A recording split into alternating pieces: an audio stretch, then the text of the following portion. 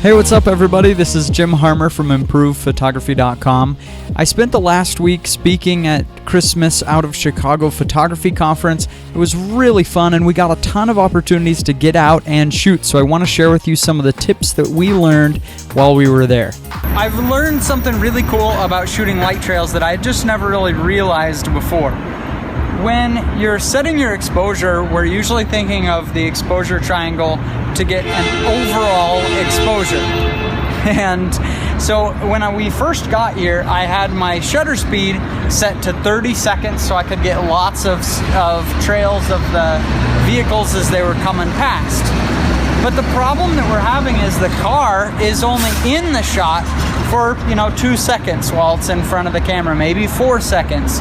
And so because the exposure was 30 seconds, it looked good on the buildings, but the car was only there for a fraction of the time, and so the light trails were too dark. And so I'd never really thought about it before, but when you're shooting light trails, what we did is we switched our camera settings to instead just use a shutter speed of just the amount of time that the car is there, 4 seconds, and we increased the ISO up to 1600 so that the trails of the cars are much brighter now in the picture.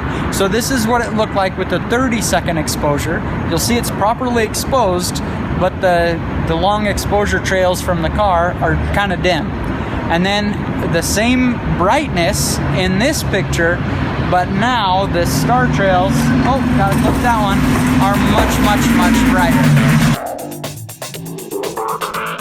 Next, I taught an awesome workshop for 10 of the attendees of the conference. We went out in the city and we rented an amazing dress from Lindsay Adler's Dream Shoot Rentals.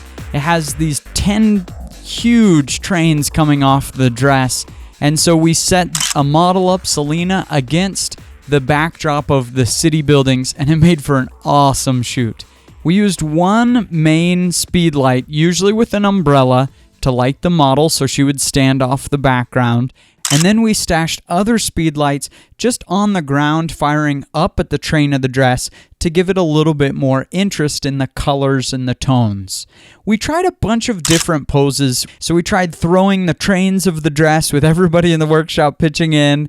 We tried having her jump off a little ledge, had her lie down on the ground, and we bunched up the dress right around the model to get just a totally different perspective. We went over to a bridge and had her kind of throwing the train of the dress over the ledge. It was a really awesome shoot, and everybody left the workshop with some cool photos. So what we're doing is we're here at the Bean in Chicago, and there's a lot of people here, so our goal is to try to get some good shots of the Bean without the people being in it.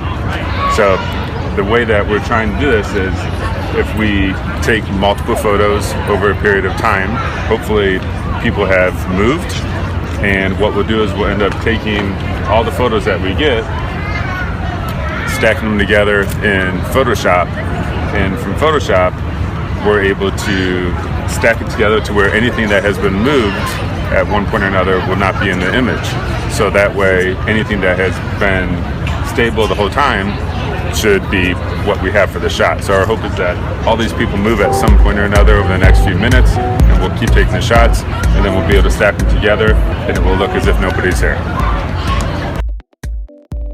One night we shot at the Willis Tower and we got some pretty cool photos looking over the city during the blue hour. I really liked the wide shots so you could see clear down the gridded streets of Chicago. It was tough to get a sharp shot, but for a couple shots we blocked off the tripod so the security couldn't see that we had a little tripod set up, and we got a couple sharp photos that way. It was pretty fun. Then we went out another evening and we shot in a location where we could be right above the train tracks and see the fog and low-laying clouds right over the city in the background. I waited for the trains to come, and then I used a shutter speed of about 1/10 of a second to get some motion in the train, to show that it's moving and not just parked there, but to still be able to tell what exactly it is.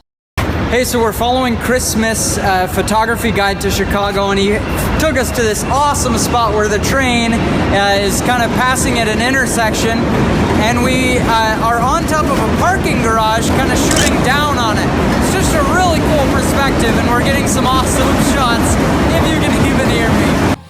One day we worked with a fitness model, and we went to the grungiest little underground part of Chicago to get some gritty, urban kind of fitness portraits.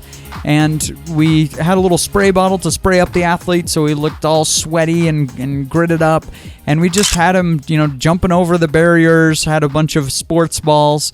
We set up our flash very, very simply with one small softbox, so it's got a little bit of an edgier light on a monopod straight above him. If you're not sure how to set up a monopod like that, you don't have a light stick, go to improvephotography.com/lightstick, and I have a tutorial with the exact one that I use. It's way easier than using light stands. And we went on some photo walks and just got some beautiful photos as we walked around the city and checked out some of the old churches around Chicago. It was an awesome workshop. We had an incredible time at the Out of Chicago Photography Conference. I hope you'll join us on improvephotography.com and see some of the things we have there. And please subscribe to this YouTube channel. We have a ton of content already, and we're coming out with even more.